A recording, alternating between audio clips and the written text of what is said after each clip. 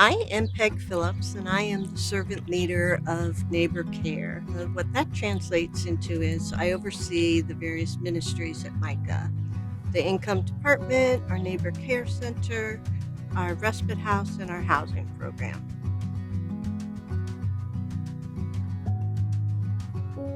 So many years ago, probably around 17, 18 years ago, I found myself in a homeless situation.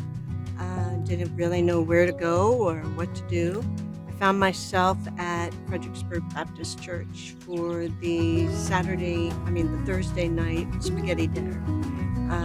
From there, I sat at a table with some old timers, and they were able to get me a tent from Pastor Hahn, who was the pastor of Fredericksburg Baptist, and they showed me where to pitch my tent and just showed me the ropes of how to be homeless in the city of Fredericksburg. I became homeless as I went through a divorce and really didn't want to count on my family, just the shame and the guilt or what have you. So I became homeless. Just really at the time for the spaghetti dinner, it was where am I going to sleep tonight? Where am I going to get food? Where am I going to find what I needed to have in order to survive? But back then, there weren't a whole lot of resources. They could point you in a direction, but they really didn't have a whole lot as if they have right now. So what actually kept me coming back was the group of individuals that I was camping with, in that they then became my family. They were my friends.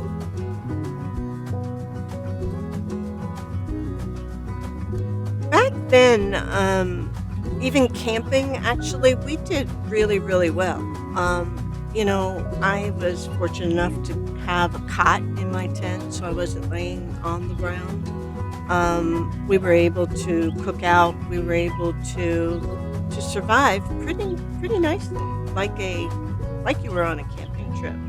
Nowadays, there's no camping spots. You can't pitch a tent wherever you want. There's city ordinances against pitching a tent. So I can't even imagine being homeless on the streets today because they're on the hard concrete, they're on the hard grounds, or on the benches and being run off.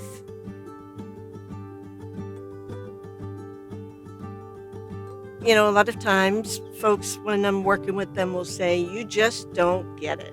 And that's my cue as to whether or not how much of myself, how much of my story that I want to share with them, to let them know that I really do get it. I really have been in that dark, lonely spot that they are in, and that they don't have to always be there.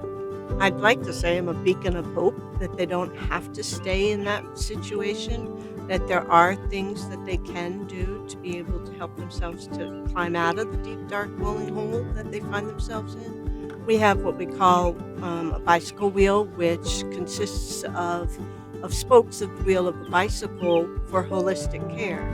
So even though we may not be able to offer them keys to an apartment, we can start to build those spokes of the wheel of the bicycle for their mental health, their substance abuse, their physical health, their income. And hopefully that if we build those spokes strong enough, that they'll be able to maybe even find a place, a room to rent or what have you. I have so many favorite Micah memories. Like even this picnic bench reminds me of the beginnings of Micah. It wasn't this color. It was at Trinity Episcopal Church. That's where Micah initially had started. And there were so many conversations that took place at that picnic bench. And I often say that the Micah that we have today is missing that conversational piece that was so important back then. I think that it's been missing from Micah, and hopefully with this transition that we're going through as far as having other resources within the community and being able to talk more at the community dinners will evoke that same kind of feeling of a family atmosphere.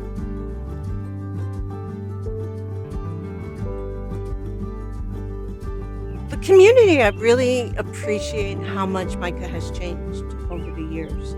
That we're not stagnant, that we learn every single day what works, what doesn't work. We're more than willing, more than able to pivot when we need to pivot. That we've had this dream of Jeremiah community for a very long time, that we've recognized that our sweet spot for our community are the chronic homeless individuals. And we haven't let go of that dream. We've done business as usual on a daily basis, but have not lost sight of the overarching dream. And now that that dream is becoming a reality is really, really exciting. None of it could have happened without the support of the community and the community's willingness to change as we change as well.